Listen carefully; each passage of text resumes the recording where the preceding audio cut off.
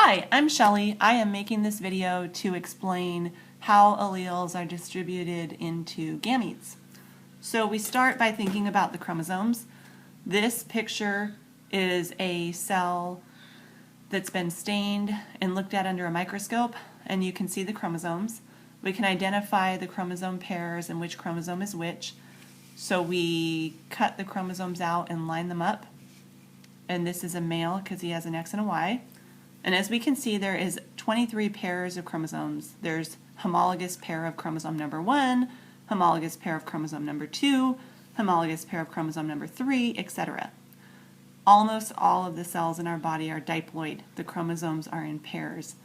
And on these chromosome pairs, the genes are in the same places on each chromosome. So the same gene is here as here. They may be different alleles, but the same gene, which makes the same protein, is at the same place on each chromosome. And women have almost exactly the same chromosomes as men. The only difference is that we have two X's instead of an X and a Y. So what happens when women make eggs and men make sperm? Do we remember the name of this type of cell division? Is it meiosis or is it mitosis? It is meiosis. So in meiosis, a diploid cell, there we go. In meiosis, a diploid cell with pairs of chromosomes becomes haploid. So if we have a pair of chromosomes that has an A gene, a B gene, and a C gene, on the other member of that homologous chromosome pair, there is also an A gene. Could be the same allele or it could be a different allele. There is also a B gene, same or different allele, and there is also a C gene, same or different allele. When this cell goes through meiosis, whether it's becoming a sperm or it's becoming an egg, those chromosome pairs go into different sperm, so that in the end, the mature sperm only has one chromosome. So if only one of this homologous chromosome pair ended up in the sperm, then how many of the A alleles are in that sperm? One or two? Just one. There's one A allele. It could be the big A or the little a. There's one B allele. And how many C alleles?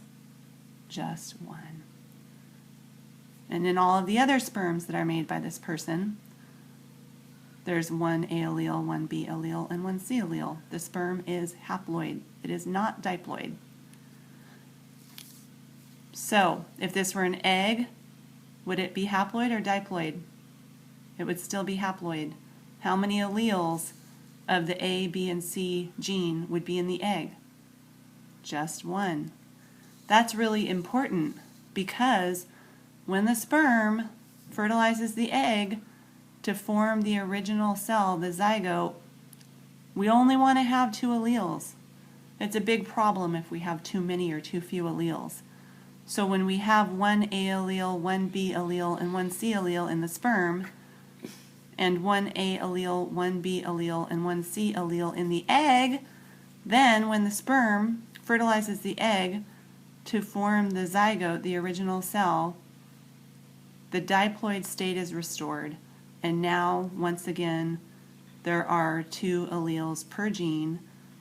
And then what form of cell division happens to form the embryo, the fetus, the baby, the child, and the adult? Mitosis. So this zygote copies itself over and over and over and over and over and over and over and over and over forever to form, forever until the person dies, to form the embryo, the fetus, the baby, the child, and the adult. So then all of the copies of this cell are diploid with the same alleles that were present in the zygote, one of which came from mom and one of which came from dad.